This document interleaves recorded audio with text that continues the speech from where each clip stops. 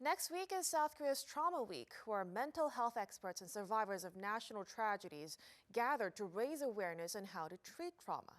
Our Shin Ye-eun met some of those traumatized by South Korea's worst disasters and looks at what is being done to help them recover.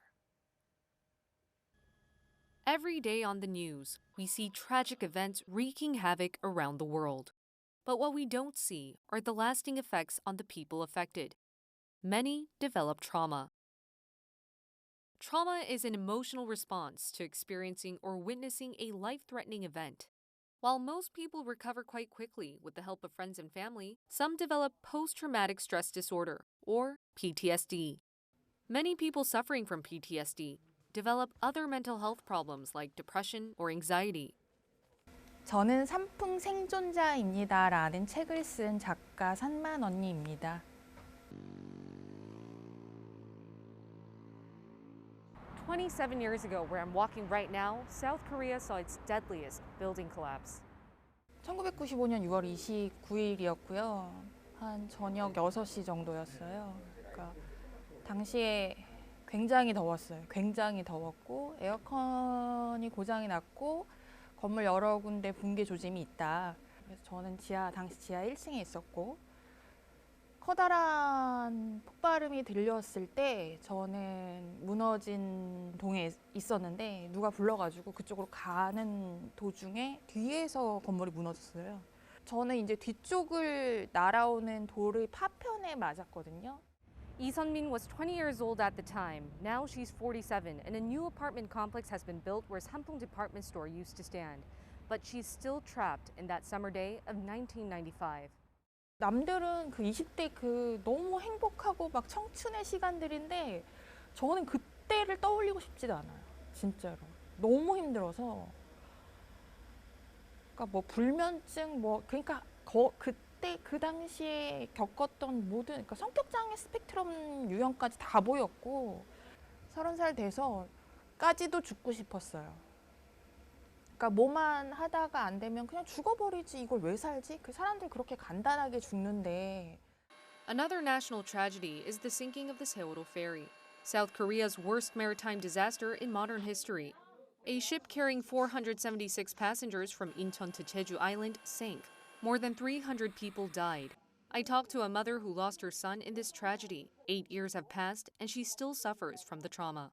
저를 예로 들자고 하면 처음에는 샤워도 못했어요. 주방에서 음식 같은 거 할 때도 너무너무 힘들고 주저앉아서 울기도 하고 아무것도 못하는 상태가 되었었고요. 뭐 의학적으로 뭐 불면이라든지 불안, 우울, 뭐 긴장감, 막 예민함, 막 분노, 막 화 이거는 여전하게 현재 진행형이거든요. 또 숨을 잘 못 쉰다든가 뭐 머리 아픈 거는 늘상 진통제를 달고 있고요. It was this incident that stirred a movement in Korea. Authorities recognize that national tragedies spur trauma and that trauma caused by the nation should be treated by the nation. That's why in 2018, the Ministry of Health and Welfare launched the National Center for Disaster Trauma. Our main focus is treating disasters because they can't be handled by a single organization or local government. They require comprehensive aid. Before our center was established, many psychiatrists and private organizations volunteered to go to the front lines and provide counseling. But they realized this wasn't a job they could do alone. They called for a national center to oversee the site and provide a wide range of resources. The center's main mission is to help survivors become more resilient. It also raises awareness on the importance of treating trauma. That's why the center has designated a week in April as Trauma Week, where symposiums and online seminars are held for mental health professionals and survivors to come together and talk about their trauma and how it can be treated. Trauma is quite prevalent. 8 out of 10 people experience trauma once in their life. Some experience it twice. While we can't stop these disasters or horrible incidents from happening, what we can do is help people with trauma recover from it. That's what we want to promote during this Trauma Treatment Week.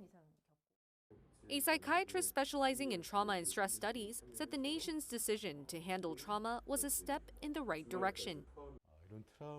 Trauma can lead to societal damage. It's not something that just affects survivors and their families.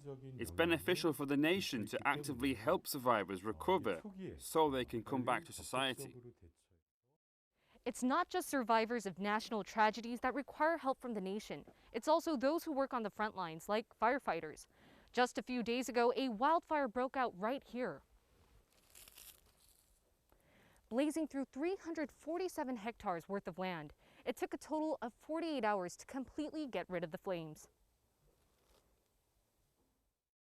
This firefighter has been on the special rescue team at the fire service headquarters in Gyeongsangbuk-do province for more than 7 years. He said every day, he and his colleagues are exposed to trauma. 트라우마라고 할 게 뭐 매 순간 이 트라우마를 만들 수 있는 상황이라고 생각하거든요. 매 순간 힘든데 제가 자주 다니는 길 중에 한 그 길목에 총 4분의 소사자가 발생한 현장이 있었습니다. 거기는 제 여동생 또래의 학생 3명과 그 운전자는 학원 선생님이셨는데 그 현장을 지나갈 때마다 항상 그때의 기억이 떠오르고 또 제가 또 주변 사람들 내 가족이 그럴 수도 있고 내 지인이 그럴 수도 있다는 생각이 항상 좀 머리에 있어가지고 항상 조심하라고 말. That's why local governments are fueling efforts to expand the scope of who should be treated for trauma.